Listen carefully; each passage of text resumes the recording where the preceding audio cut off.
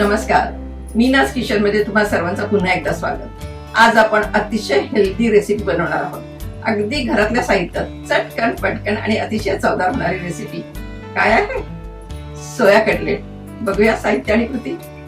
हे आपण घेतले सोया चंक आणि हे अगदी गरम पाण्यात भिजत ठेवायचे 15 मिनिटं आणि ते 15 मिनिटं झाल्यानंतर असे पिळून घ्यायचं। काहीही पाणी ठेवायचं नाही, अक्षरशः त्याला एकदम निथळून घ्यायचं, सगळं पाणी काढायचं, असं काढायचं। त्या सोया चंक मधलं पाणी निथळून काढल्यानंतर मिक्सर मधून असं बारीक करायचं, फार बारीक नाही करायचं। हे मी ओबडधोबड केले ना, असंच करायचं, म्हणजे काय चांगले क्रिस्पी होतात।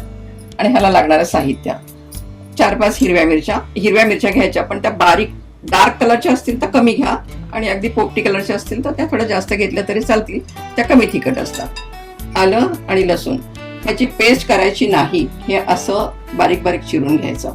थोडाही पाण्याचा अंश असता कामा नये ह्या मिक्सरमध्ये। लाल तिखट, मोठे 2 बटाटे मी किसून घेतलेले आहेत उकडून, त्याला 1 चमचा जिऱ्याची पावडर, मीठ चवीपुरतं, गरम मसाला अर्धा चमचा, नंतर हे चिली फ्लेक्स। मुलांसाठी जर करणार असेल तर हिरवी मिरची आणि चिली फ्लेक्स हे कमी टाका आणि स्वतःसाठी करायचं असेल तर चटपटा म्हणून थोडंसं जास्त टाकलं तरी चालेल। आपण तेल गरम करायला ठेवलेलं आहे आणि तेल जास्त लागतं कारण आपण ह्याला डीप फ्राय करणार आहोत। आणि आता आपण कटलेट बनवायला घेऊया। हे सगळं आपण मिक्स करूया। हिरवी मिरची, आलं, लसूण, लाल तिखट, गरम मसाला, जिरा पावडर, बाइंडिंग साठी आपण जे बटाटे खिसून घेतलेले आहेत ते, आणि चटपटा करण्यासाठी चिली फ्लेक्स, चवीपुरतं मीठ। आपण सगळं साहित्य टाकून घेतलेलं आहे आणि आता आपण चांगलं त्याला एकजीव करायचा, म्हणजे काय सगळे मसाले मिक्स झाले पाहिजेत। छान एकजीव करून घ्यायचा आणि आता आपल्याला जो हवा तो शेप त्याला द्यायचा।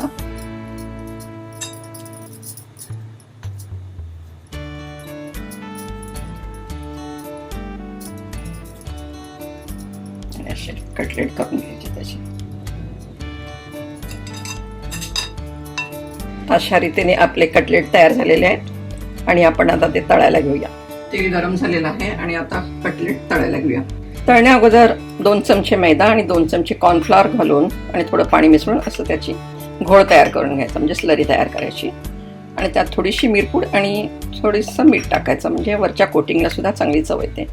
आणि मग तुमच्याकडे कॉर्नफ्लेक्स असेल त्यात मग बुडवून असं तळायचं, किंवा मग शेवया असल्या तरी चालतील।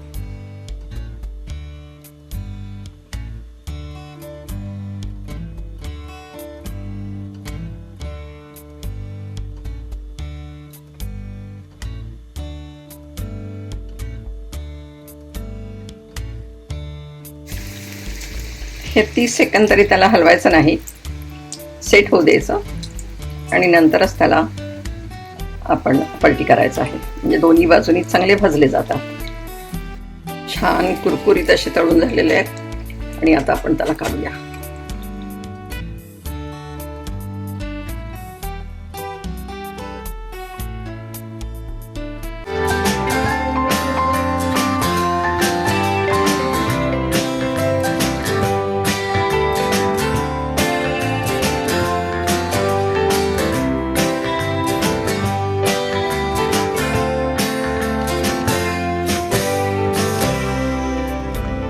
चटकन पटकन आणि आहे त्या साहित्यात होणारे सोया कटलेट तयार झालेले आहेत। खूप हेल्दी आहेत, तुम्ही करून बघा।